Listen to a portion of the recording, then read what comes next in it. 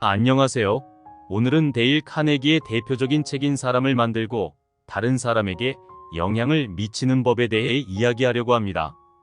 이 책은 인간관계와 소통을 개선하기 위한 가장 기본적이고 강력한 원칙들을 다루고 있으며 비즈니스와 개인 생활에서 모두 활용할 수 있는 내용을 담고 있습니다. 데일 카네기는 20세기 초기부터 중반까지 대화 스킬, 인간관계, 리더십, 소통 등 다양한 주제에 대한 저서를 통해 수많은 사람들에게 영감을 주었습니다.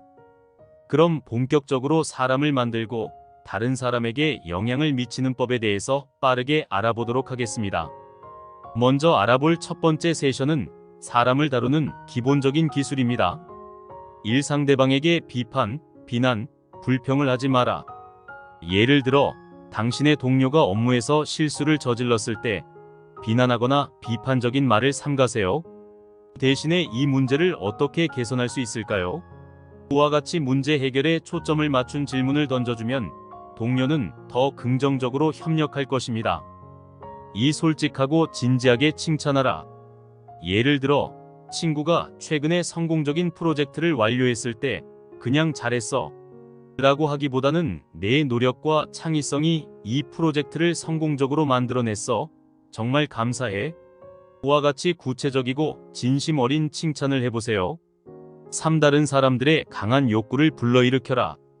예를 들어, 팀원들이 프로젝트에 열정적으로 참여하도록 하려면 그들의 강점과 관심사에 집중하여 팀에 기여할 수 있는 방법을 찾아보세요. 이렇게 하면 팀원들은 더 큰 열정과 의욕을 발휘할 것입니다. 두 번째 세션은 사람을 다루는 기본적인 기술입니다. 타인에게 진정한 관심을 가져라. 예를 들어, 가족 구성원 중 한 명이 어려운 시간을 겪고 있을 때 그 사람에게 진심 어린 관심을 표현하세요.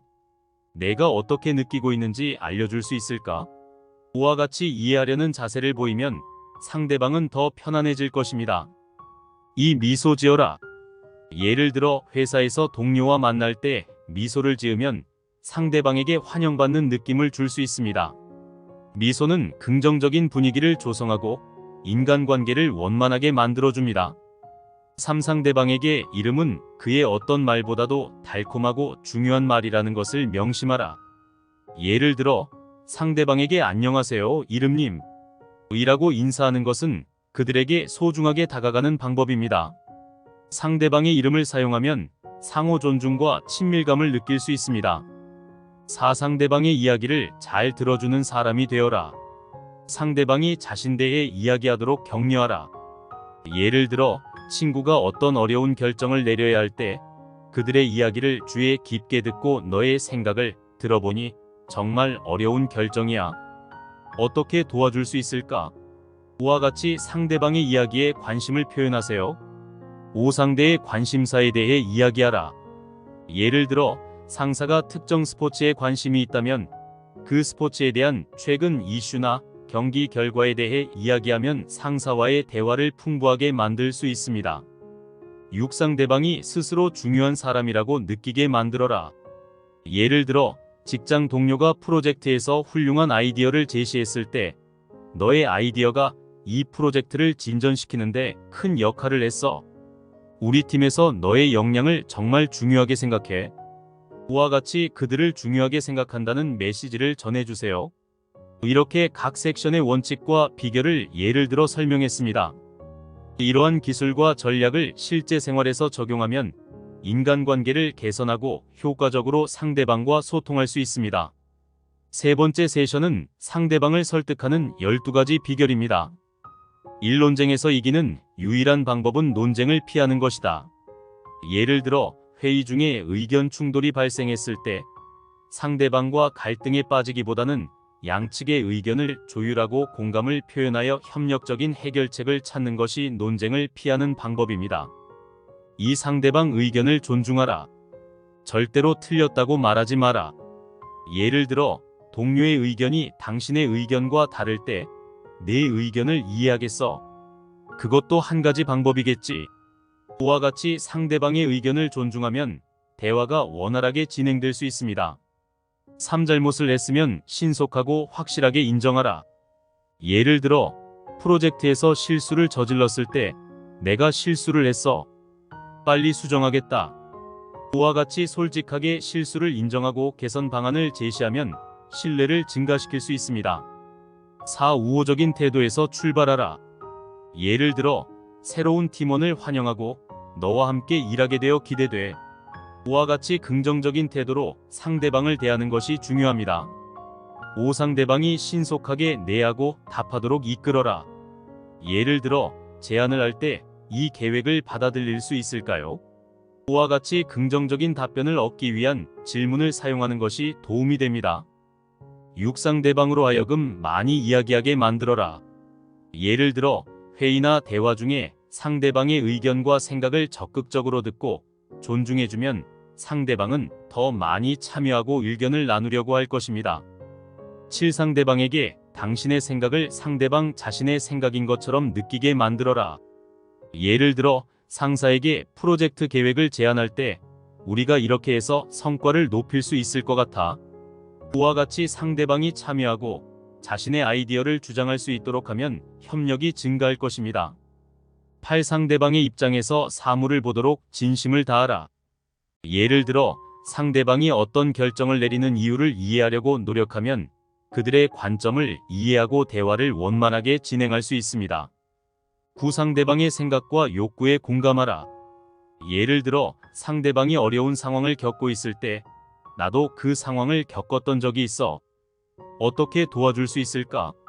그와 같이 공감과 지원을 표현할 수 있습니다. 10. 상대방의 고결한 동기에 호소하라. 예를 들어 팀원이 프로젝트의 성과를 향상시키려는 목표를 갖고 있다면 그 목표에 동참하고 지원하는 방법을 찾을 수 있습니다. 11. 당신의 생각을 극적으로 연출하라. 예를 들어 중요한 발표를 할 때 사례와 이야기를 활용하여 당신의 주장을 더 강력하게 전달할 수 있습니다. 12. 도전 정신을 불러일으켜라. 예를 들어 팀원들에게 어려운 목표를 설정하고 우리 모두 함께 도전해보자 라는 마음가짐을 공유하면 모티베이션을 높일 수 있습니다. 네 번째 세션은 감정을 상하게 하는 일 없이 상대를 변화시키는 9가지 비결입니다. 1. 칭찬과 진실된 감사의 인사로 시작하라. 예를 들어 팀원이 훌륭한 업적을 이룬 경우 내 뛰어난 기여에 감사해. 우리 팀에서 너를 가장 값진 자원으로 생각해. 그와 같이 감사의 인사를 표현할 수 있습니다. 이 상대방의 실수를 간접적으로 알아차리게 하라. 예를 들어 동료가 실수를 했을 때 직접 비난하지 않고 이 부분을 다시 확인해보면 좋을 것 같아와 같이 간접적으로 알려주면 상대방은 더 긍정적으로 개선하려고 노력할 것입니다. 3. 상대방을 탓하기 전에 자신의 실수에 대해 먼저 말하라. 예를 들어 회의에서 팀원을 비난하기 전에 자신의 부족한 부분을 인정하고 우선 내가 개선해야 할 부분이 있어. 그런데 우리 모두가 더 나아갈 수 있을 거야와 같이 자신의 부분을 언급하는 것이 도움이 됩니다. 4. 직접적인 명령 대신 질문을 하라. 예를 들어 팀원에게 일을 어떻게 처리할지 묻는 대신 이 문제를 어떻게 해결하고 싶은지 이야기해봐와 같이 질문을 통해 협력을 유도할 수 있습니다. 5. 상대방의 체면을 세워줘라. 예를 들어 상사가 실수를 했을 때 내가 그런 어려운 상황에서 어떻게 대처했는지 내게 이야기해봐와 같이 상대방의 자존감을 유지하면서 대화를 진행할 수 있습니다. 6. 작은 발전에 대해 칭찬하고 모든 발전에 대해 칭찬하라. 예를 들어 직원이 작은 성과를 이룬 경우 내가 한 발자국 더 나아갔어.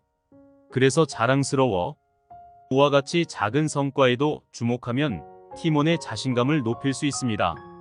7. 상대방에게 부응할 만한 훌륭한 명성을 제공하라. 예를 들어 동료에게 너는 항상 도움이 되고 정말 신뢰할 만한 사람이야와 같이 긍정적인 명성을 부여하면 상대방은 그 명성에 부응하려고 할 것입니다. 8. 격려하라. 고쳤으면 하는 잘못은 쉽게 고칠 수 있는 것처럼 대하라. 상대방이 했으면 하는 행동이 쉬운 것처럼 보이게 하라. 예를 들어 직원이 개선이 필요한 부분이 있다면 너의 노력을 통해 이 부분을 개선하는 것이 가능할 거야. 내가 도와줄 수 있으면 언제든 말해줘. 이와 같이 도움과 격려를 제공할 수 있습니다. 상대방이 당신이 원하는 바를 기쁜 마음으로 하게 하라. 예를 들어 동료에게 어떤 작업을 부탁할 때 만약 도와줄 수 있다면 정말 감사할 거야. 내가 도와주면 이 프로젝트를 더 좋게 마무리할 수 있을 것 같아. 이와 같이 협력을 즐겁게 할 수 있는 방법을 제안할 수 있습니다. 5번째 세션은 가정을 행복하게 만드는 7가지 비결입니다. 1. 절대 잔소리하지 마라. 예를 들어 배우자가 실수를 저질렀을 때 내가 그 실수를 반복하지 않도록 어떻게 도울 수 있을까? 이와 같이 건설적인 대화를 통해 해결 방법을 찾을 수 있습니다. 이 배우자를 바꾸려고 하지 마라. 예를 들어 배우자의 성격을 비판하거나 변화시키려고 하지 않고 그들을 받아들이고 이해하려는 노력을 기울이는 것이 중요합니다. 3. 비난하지 마라. 예를 들어 가족 구성원의 행동에 대해 비난하지 않고 대화를 통해 의견을 나누는 것이 효과적입니다. 4. 진심이 담긴 칭찬을 하라. 예를 들어 자녀가 노력한 데 대해 너의 노력에 정말 감동했어. 대단하다. 이와 같이 진심 어린 칭찬을 표현할 수 있습니다.